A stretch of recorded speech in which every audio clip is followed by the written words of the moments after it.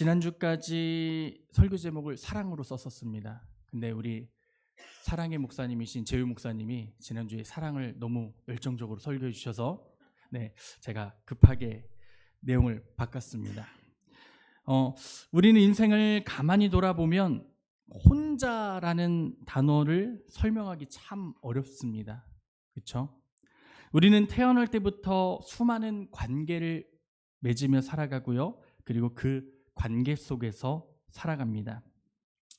부모와 자녀의 관계로 세상에 나오고요. 그리고 자라면서 형제자매, 친구, 그리고 이웃과의 관계가 연결됩니다. 그리고 어른이 되어서는 직장 동료나 교회 공동체, 사회 속에서 수많은 관계를 맺으며 우리가 살아갑니다. 그렇게 사람은 결코 혼자 살아갈 수 없는 존재입니다. 우리가 오늘 밥 한 끼 먹는 것에도 농부의 수고가 있고, 그리고 운송하는 사람의 손길, 그리고 그것을 가게에서 판매하는 이들의 노력이 담겨져 있습니다.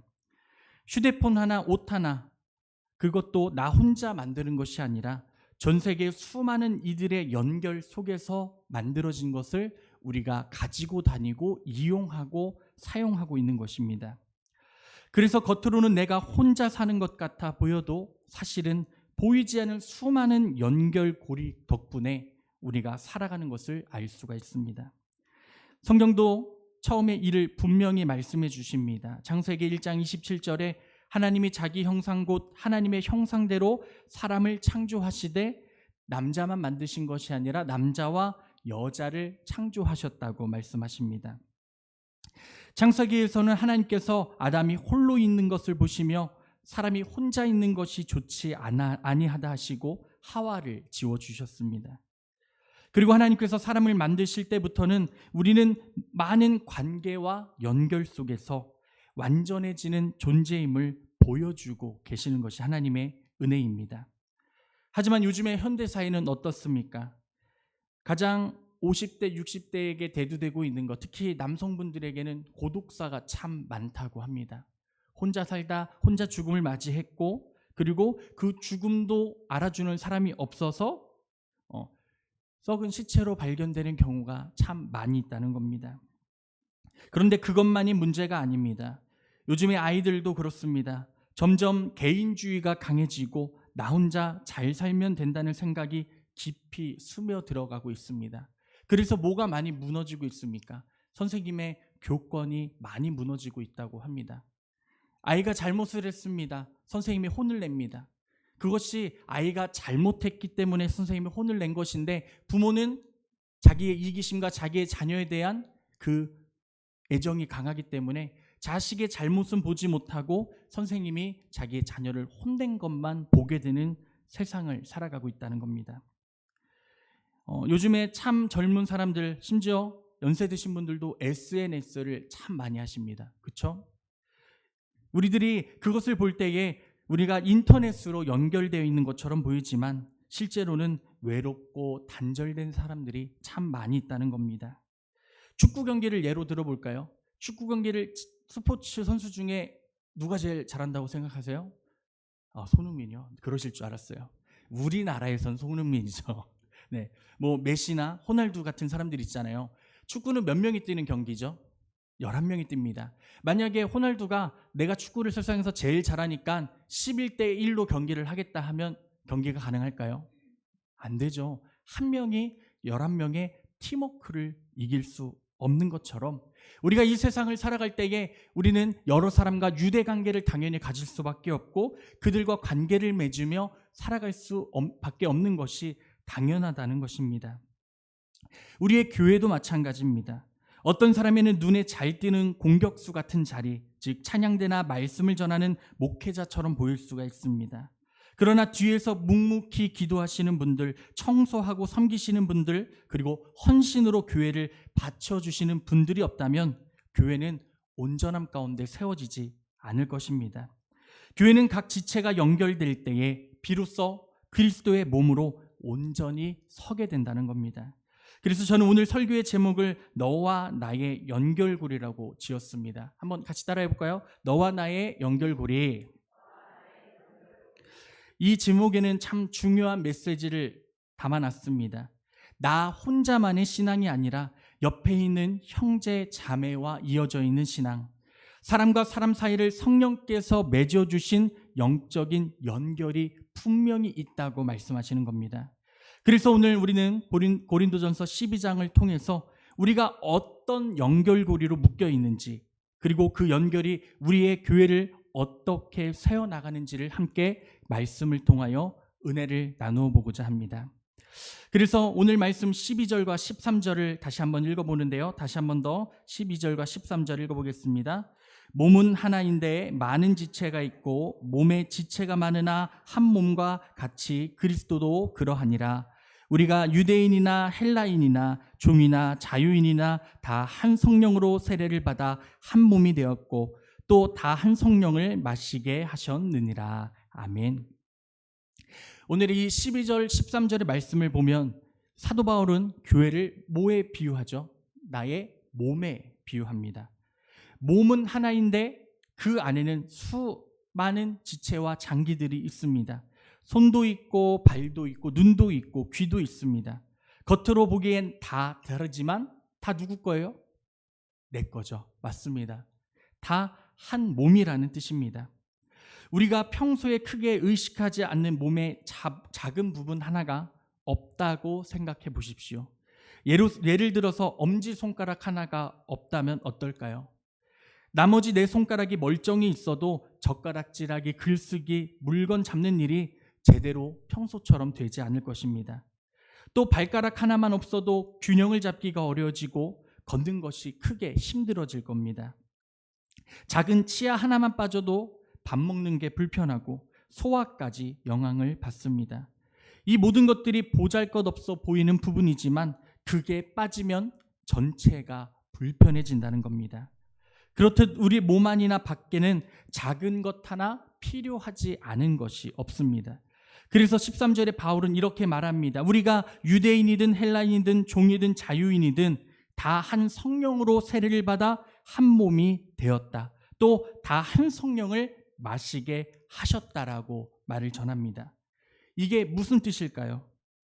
우리가 교회의 공동체가 된 것은 내 스스로의 선택이 아니라는 것입니다. 성령님께서 우리를 예수 그리스도의 몸 안으로 넣어주셨다는 것을 말씀하시는 겁니다. 그리고 거기서 우리가 끝나는 것이 아니라 성령께서는 지금도 우리를 살게 하시고 마시게 하시고 말씀을 공급해 주심으로써 우리가 교회된 하나의 사람으로서 몸된 교회로서 그 교회를 이루어 나가고 지킬 수 있도록 우리를 인도해 주고 계신다는 겁니다. 우리는 뭐에 묶여 있다고요? 네, 방금 전에 가르쳤는데 성령이요. 맞습니다. 오직 성령께서 우리를 하나로 묶으셨다는 것을 꼭 기억하시기를 바랍니다. 이 바울이 예를 든 유대인과 헬라인, 종과 자유인은 당시 서로 절대로 섞일 수가 없는 사람들이었습니다. 인종의 장벽도 있었고요. 계급의 장벽도 아주 높았던 시대였습니다. 그런데 교회 안에서는 그런 구분이 무너지게 된 것입니다. 오늘날로 말하면 학력 차이, 경제력 차이, 세대 차이, 정치, 성향까지도 복음 안에서는, 하나님의 성령 안에서는 더 이상 우리를 나누는 기준이 될 수 없다는 것입니다. 이게 얼마나 놀라운 일입니까? 우리 모두가 성령 안에서 한 몸이 되었고 하나님께서 우리를 같은 식탁에 앉히신 것입니다. 나와 다른 사람을 볼 때에 저 사람은 나랑 달라가 아니라 이제는 저 사람도 나와 같은 몸의 지체구나라고 바라보게 된다는 것입니다. 혹시 성도님들 교회 안에서 나랑 안 맞는 사람이 있으십니까? 대답하지 마세요. 제가 이렇게 눈만 바라볼게요. 네, 대답하시면 큰일 납니다. 우리들이 신앙생활을 할 때도 정말 아쉬운 건 사회와 다를 게 전혀 없습니다. 그렇죠? 하나님의 말씀 안에 모인 지체라고 하는데 나랑 조금만 달라도, 나의 말에 조금만 달라도 우리는 그 사람을 멸시하거나 그 사람을 무시할 때가 있다는 것입니다. 하지만 하나님께서는 오늘 말씀에 그 마음을 내려놓으라고 하십니다. 우리가 서로를 좋아해서 지체가 된 게 아닙니다. 우리가 똑같아서, 우리가 마음이 통해서, 말이 잘 통해서 우리가 이곳에 모인 것이 아니라는 것입니다. 하나님께서 우리를 만나게 하셨고 하나님께서 우리를 세우셨고 하나님께서는 이미 우리를 성령으로 연결하셔서 그 교회라는 공동체 안에서 서로 사랑하며 그 은혜를 나누라고 우리에게 말씀하시는 것입니다. 인정하십니까? 아멘. 우리가 원하든 원치 않든 우리는 한 몸입니다. 그 믿음이 있으시기를 소망합니다. 이걸 좀 쉽게 설명해 볼까요? 교회에 와이파이가 있습니다. 네, 필요하시면 사무실에 와서 비밀번호 물어보시면 돼요.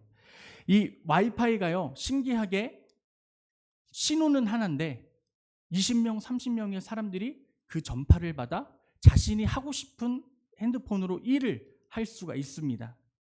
이것처럼 결국 하나의 공유기에 연결돼 있지만 서로 맡은 바 다른 일들을 하는 것처럼 그 중심에는 이 와이파이, 공유기라는 전파가 있다는 것입니다. 교회도 마찬가지입니다. 각자 성격도 다르고 하는 일도 다르지만 결국은 다 누구를 위해서 하는 일입니까? 하나님, 하나님의 나라를 위하여 그 사역을 우리가 감당하고 있다는 것입니다. 그렇다면 우리가 먼저 이 말씀을 들으며 가져야 할 태도가 무엇일까요? 나의 정체성을 다시 한번 붙잡으시기를 소망합니다. 나는 먼저 내가 목사입니다, 장로입니다, 권사입니다, 집사입니다. 이것이 중요한 것이 아니라 무엇보다 내가 먼저 그리스도의 자녀, 그리스도의 몸된 지체라는 것을 회복해야 한다는 것입니다. 그리고 나와 다른 사람들도 하나님의 지체라는 것을 인정하시기 바랍니다. 아무리 그 사람이 내 마음에 안 드는 행동을 하고 내 말을 듣지 않는다고 할지라도 내 자식이 내 말을 듣지 않는다면 미워하십니까? 다독여주고 말을 듣게 행동하시잖아요. 그것처럼 우리들은 하나님의 그 성령 안에 이어져 있는 한 몸, 한 가족으로서 서로를 인정하고 위로할 수 있는 은혜가 있기를 주님의 이름으로 축복합니다. 요즘 이런 신앙이 있다고 합니다. 알아달라 신앙입니다. 사람은 신기하게 인정받는 것을 너무 좋아합니다. 하지만 누군가를 인정하는 것은 뭐가 아프죠? 배가 아픕니다. 그래서 인정은 받고 싶은데 누군가가 나보다 잘하면 그것을 인정하는 것을 싫어합니다. 그거에 제 아이를 보니까 그렇더라고요.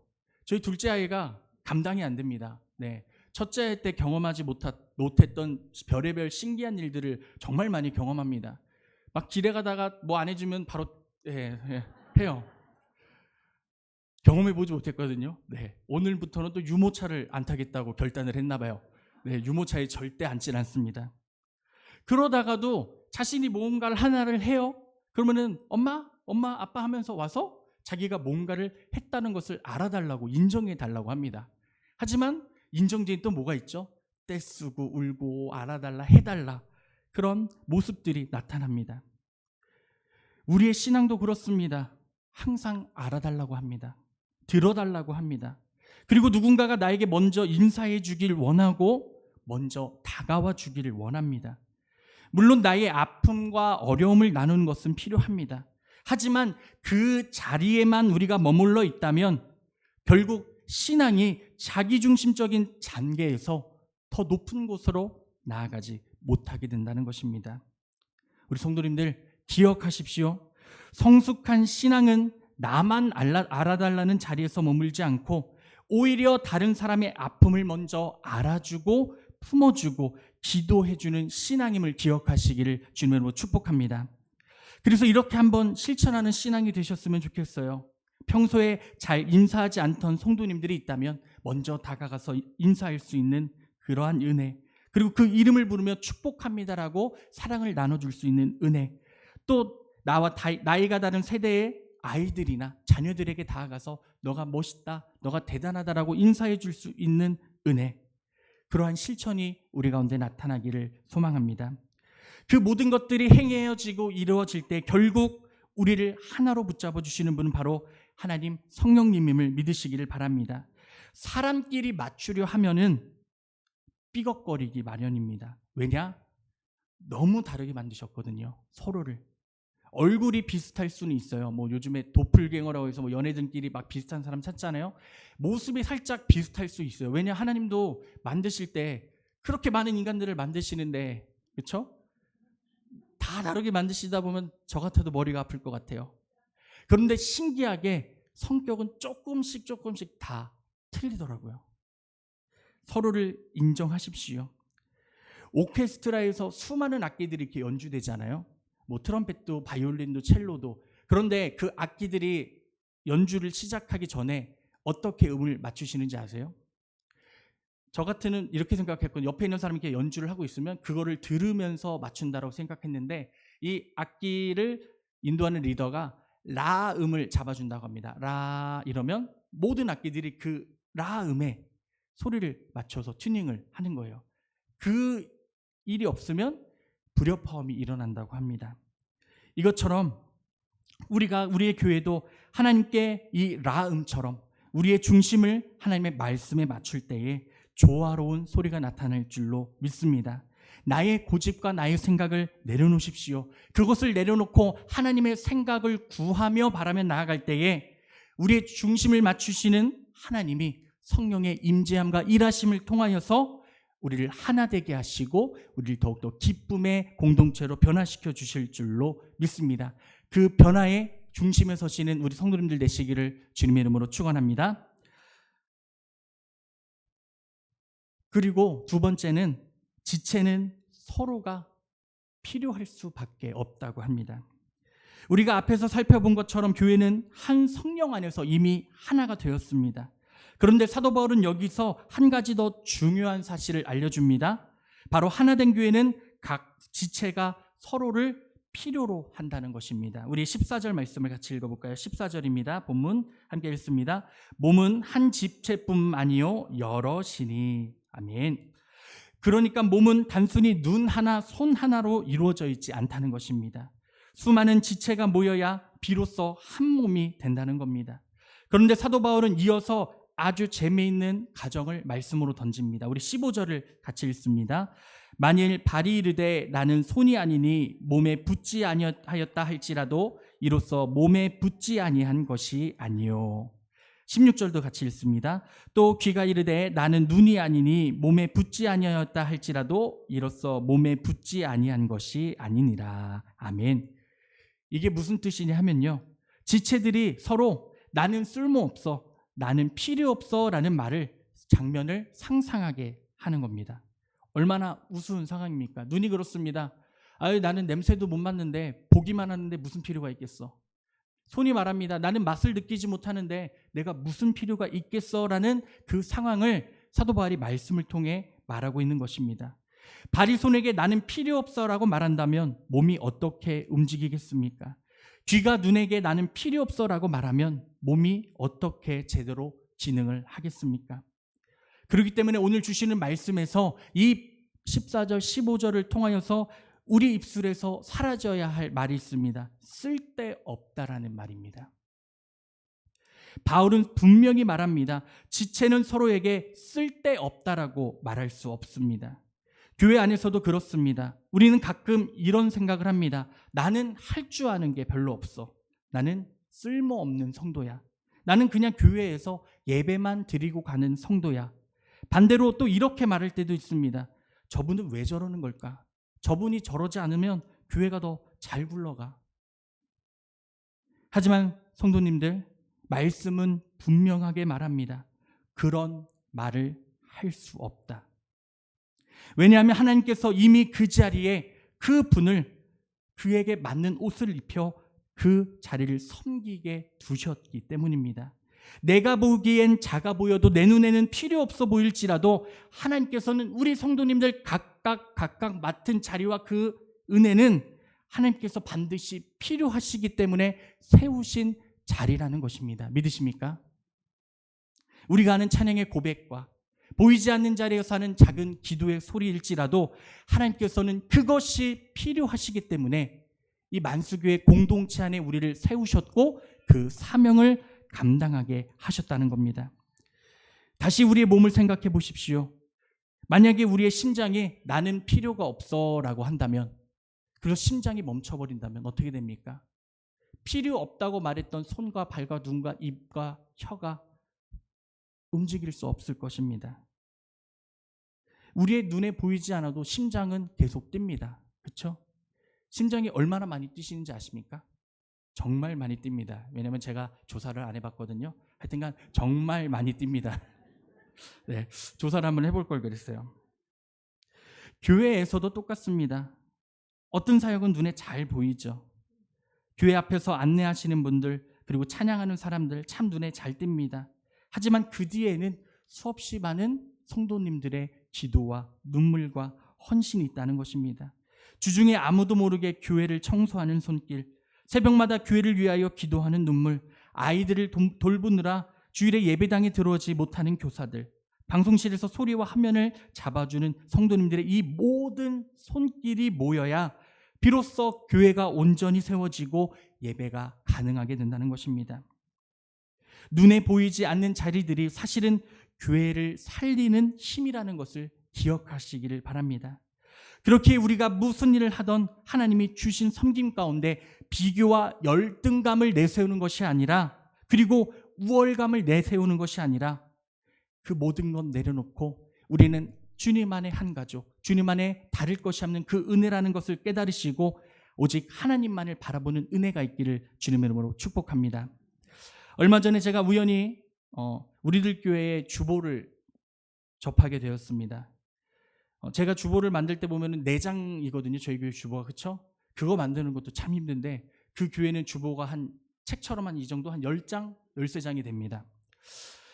근데 그 교회가 지금 저희가 하고 있는 큐티책, 큐티인을 발간하는 교회거든요. 보통 주보에는 교회 소식이 많이 실려 있거나 광고가 많이 실려 있습니다.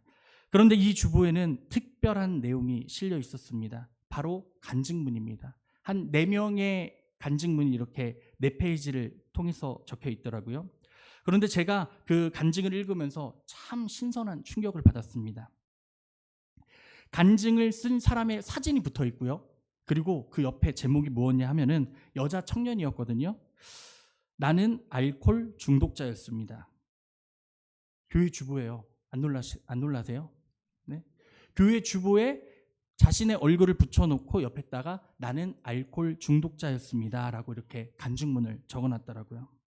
저는 이것을 보고 참 충격을 먹었습니다. 왜냐하면 보통 교회에서는 자신의 약점을 이렇게 공개적으로, 그것도 얼굴까지 드러나면서 쓰는 게 쉽지 않기 때문입니다. 그런데 그 청년은 과거에 술에 빠져서 살았던 자신의 삶을 고백하면서 다시금 하나님을 만나 내가 회개했고 이제는 새롭게 변화되었다. 근데 그 과정 속에서 자신과 함께 해줬던 청년들이 자신을 위하여 기도해줬고 자신을 위해 눈물을 흘려줬기 때문에 내가 이렇게 변화될 수 있었다라는 간증을 이렇게 적어놨더랍니다. 제가 이걸 보면서 이런 생각이 들었어요. 정말 이 교회가 건강한 교회구나. 이 교회는 서로의 약점을 드러내고도 괜찮은 곳이구나. 이 교회는 서로의 약점을 드러내도 성도들이 서로 기도해주고 눈물 흘려주는 곳이구나라는 이러한 생각이 들더라고요. 여러분, 이게 바로 오늘 바울이 말한 교회의 모습이 아닐까요? 서로의 부족함을 끌어안아주고 연약한 부분까지 함께 짊어져주며 기도로 세워주는 공동체, 그것이 바로 우리 교회 그리스도의 몸, 우리의 교회인 줄로 믿습니다. 생각해 보십시오. 그 청년이 이런 글을 올렸습니다. 그런데 나는 이런 약점이 있으니까 교회에 숨겨야지 하거나, 아니면 이 글을 보고서 뭐야, 얘 그렇게 안 봤는데 술을 그렇게 먹고 다녔어? 야, 쟤랑 놀지 말라 그래 라고 했다면 이 친구가 신앙생활을 다시 한 번 더 곧게 지켜 살아갈 수 있었을까요? 없었을 것입니다. 하지만 그들이 함께 모여 기도해 줌으로써 그 한 사람의 영혼을 살리고 일으키는 것, 교회는 그의 진짜품을 위하여 기도해 주고 사랑해 줄 수 있었다는 것, 그것이 바로 하나님이 진정 원하는 우리 공동체의 믿음의 모습인 줄로 믿습니다. 성도님들, 우리 교회도 그렇게 되어야 하지 않겠습니까? 근데 지금도 우리 교회는 그렇습니다. 믿으십니까? 왜요? 아멘 하셔야죠. 우리 교회 정말 사랑이 넘치는 교회입니다. 믿으십니까? 아멘. 누구의 약점과 단점을 보고 쓸데없다, 왜 저러냐 하는 것이 아니라 당신은 우리에게 꼭 필요한 지체입니다 라고 함께 기도할 수 있는 교회, 서로의 아픔을 들었을 때에 먼저 내가 눈물을 흘려 그를 위해 기도할 수 있는 교회, 그것이 바로 우리 교회가 될 줄로 믿습니다. 그렇다면 우리가 어떻게 살아야 할까요?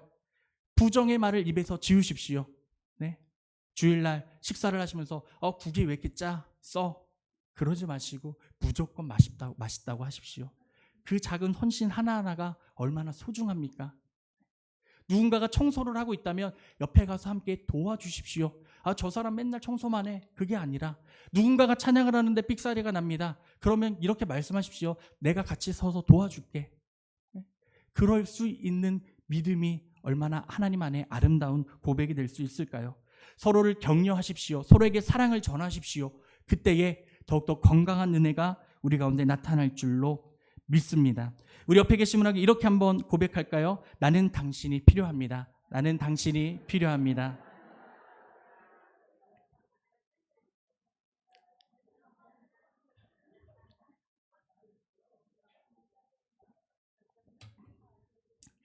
이 필요 속에서 서로를 함께 의지하며 기도해 나가는 우리 믿음 되기를 소망합니다.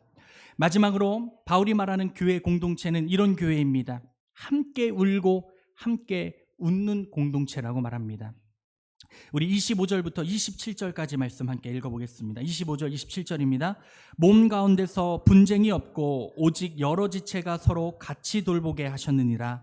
만일 한 지체가 고통을 받으면 모든 지체가 함께 고통을 받고 한 지체가 영광을 얻으면 모든 지체가 함께 즐거워하느니라.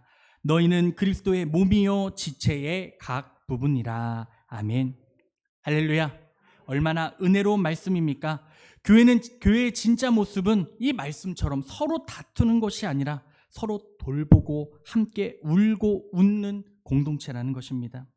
바울은 먼저 이렇게 말합니다. 몸 가운데서 분쟁이 없고, 몸은 하나인데 지체가 싸우면 몸 전체가 병이 듭니다. 손이 발을 미워하면 어떻게 되겠습니까? 눈이 귀를 무시하면 어떻게 되겠습니까? 결국 그 몸은 그 기능을 제대로 발휘하지 못할 것입니다. 마찬가지로 교회도 서로 다투고 시기하면 약해집니다. 그래서 하나님은 우리 교회 안에 분쟁이 없도록 하셨습니다. 대신 무엇을 주십니까? 서로 돌보는 마음입니다. 교회는 다툼의 장소가 아니라 서로 돌보고 안아주는 장소임을 꼭 기억하시기를 바랍니다. 만일 한 지체가 고통을 받으면 모든 지체가 함께 고통을 받는다고 말씀하시는 것처럼 손가락 하나가 베었습니다. 그러면 손가락만 아픕니까? 아니죠. 몸 전체가 그 아픔에 반응을 합니다. 그것처럼 머리는 그쪽을 돌아보게 되고 다른 손은 얼른 그 피나는 손을 붙잡게 됩니다. 왜 그럴까요? 한 몸이기 때문입니다. 그 몸은 고통을 나누기 때문입니다. 교회도 그렇습니다. 누군가 아프면 우리가 함께 아파야 하는 게 정상입니다. 누군가 눈물을 흘리면 같이 울어주는 것이 교회의 모습이라는 겁니다. 예수님도 나사로의 무덤 앞에서 어떻게 하셨죠? 우셨습니다. 그들의 고통을 알고 계셨기 때문입니다. 그렇기 때문에 주님은 나사로의 무덤 앞에서 그 슬픔을 나누셨습니다. 우리가 서로의 고통을 나눌 때에 교회는 더욱 그리스도의 몸답게 세워진다는 것을 믿으시기를 바랍니다. 그러면서 바울은 또 이렇게 말합니다. 한 지체가 영광을 얻으면 모든 지체가 함께 즐거워하느니라. 아멘. 매년 연회나 저희 지방에 보면은 전도상을 뽑을 때가 있습니다. 우리 교회에서도 자주 전도 1등이 뽑히시는데요. 그때 기쁘십니까? 안 기쁘십니까? 당연히 기쁘시죠. 네. 남이 잘 되면 세상은 질투를 합니다. 아니 이건희 회장이 나한테 뭐 해준 것도 없는데 뭐 돈 많다고 질투하는 사람 참 많잖아요. 네? 내가 돈을 갖다 준 것도 아닌데. 남이 성공하면 시기합니다. 하지만 우리의 교회는 달라야 합니다. 교회는 누군가 응답받으면 다 같이 감사하고 누군가 축복받으면 함께 기뻐해야 한다는 것입니다. 예를 들어 한 자매가 기도하던 직장을 얻게 되었을 때에 어떤 가정이 눈물로 기도하던 자녀의 문제에 응답을 받았을 때에 그것이 그 사람만이 주시는 응답이라고 생각하는 것이 아니라 우리 모두가 함께 기도하여 받은 응답이라고 함께 기뻐하고 축하해주고 눈물 흘려주는 것, 그것이 바로 그 하나님께서 원하시는 진정한 교회의 모습이라는 것입니다. 가족을 생각해 보십시오. 전화가 왔습니다. 사춘입니다. 암에 걸렸다고 합니다. 얼마 못 산다고 합니다. 그 전화를 받는 순간 어떻겠습니까? 심장이 떨리고 손이 떨리고 눈물이 날 것입니다. 그런데 또 전화가 왔습니다. 가족 중 한 사람이 좋은 대학에 합격했다고 합니다. 손이 행복하고 마음이 행복하고 모든 것이 행복할 것입니다. 기뻐할 것입니다. 왜냐? 가족은 서로 사랑으로 연결되어 있기 때문입니다.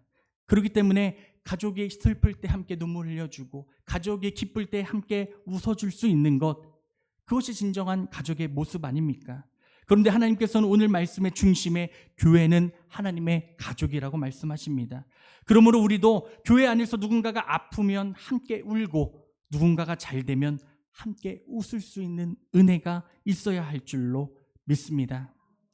사는 성도님들, 우리는 모두 그리스도의 몸이고 각 지체의 한 부분입니다.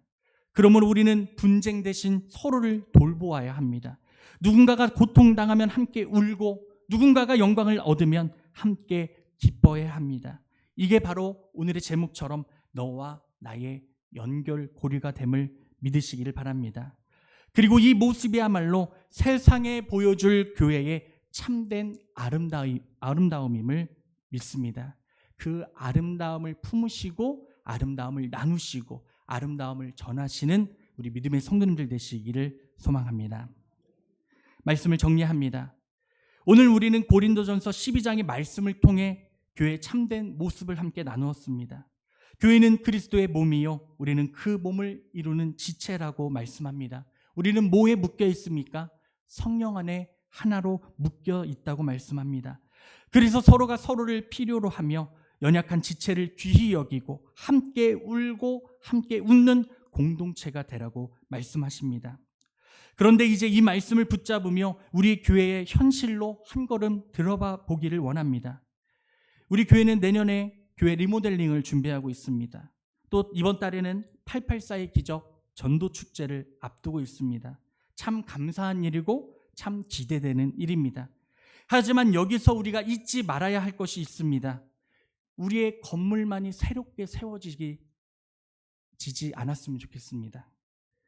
우리의 신앙도 다시 한 번 더 아름답게 리모델링 되는 시간이 되기를 소망합니다. 교회는 아름답게 리모델링 되었는데 우리의 믿음과 신앙이 낡은 채로 남아있다면 그것은 진정한 리모델링이 아닙니다. 우리의 믿음도 우리의 관계도 우리의 공동체도 함께 리모델링 되어야 합니다. 서로를 무시하고 쓸데없다 말하고 했던 습관들을 버리고 이제는 우리의 입술이 언제나 당신은 꼭 필요한 지체입니다. 나는 당신을 사랑합니다 라는 고백으로 우리 입술이 리모델링 되기를 소망합니다. 비교와 시기, 불평으로 얼룩졌던 우리의 마음을 벗어버리고 감사와 사랑으로 리모델링 되시기를 소망합니다. 혼자만의 신앙으로 머물러 있었던 자리에 나와 함께 울고 나와 함께 웃는 공동체가 있음을 깨달으시고 그들을 위하여 항상 기도하며 힘쓰는 리모델링 되시기를 소망합니다. 건물은 벽과 천장과 의자를 바꾸지만 우리의 신앙은 사랑과 믿음과 소망으로 다시 세워져야 합니다. 이것이 진짜 하나님이 원하시는, 하나님이 기뻐하시는 리모델링인 줄로 믿습니다. 그리고 이번 달에 있을 884의 기적 전도 축제, 바로 그 결단을 세상에 보여주셔야 할 기회입니다. 우리가 기도하고 있고 그리고 우리가 소명하고 있는 지체들이 있습니다. 이 고백을 통하여서 하나님 주시는 열매를 누리는 은혜가 있기를 주님의 이름으로 소망합니다. 한 분도 빠지지 마시고 이 축제에 동참하셔서 이 축제 가운데 승리하시는 은혜가 있기를 주님의 이름으로 소망합니다. 사랑하는 성도님들, 건물만이 아니라 우리의 마음이, 우리의 관계가, 우리의 신앙이 다시 한번 세워지기를 원합니다. 하나님께서 모든 사역과 축제를 통하여 우리의 관계 가운데에 하나님의 사랑을 회복시켜 주시고 우리의 연결고리가 더욱더 끊어지지 않는 말씀의 고리가 되어서 언제나 어디서나 누군가가 우리의 만수교회를 생각할 때에 사랑이 넘치는 교회, 따뜻한 교회, 서로를 위해 눈물을 흘려주고 서로를 위해 기쁨을 나눠주는 교회로서 다시 한 번 더 바로 세워지고 거듭나는 은혜가 이 만수제단을 통해서 회복되어질 줄로 믿습니다. 그 회복의 자리에 주인공이 되시는 우리 모든 성도님들 되시기를 주님의 이름으로 축원합니다. 기도하겠습니다. 우리 시간 기도하기 전에 함께 찬양으로 주님께 영광 돌리길 원합니다. 지난주 주일날 담임 목사님께서 결단 찬양하셨던 기대라는 찬양인데요. 주 안엔 우린 하나, 모습은 달라도 주님 한 분만 바라본다는 그 고백처럼 우리가 말씀을 다시 한 번 더 기억하시면서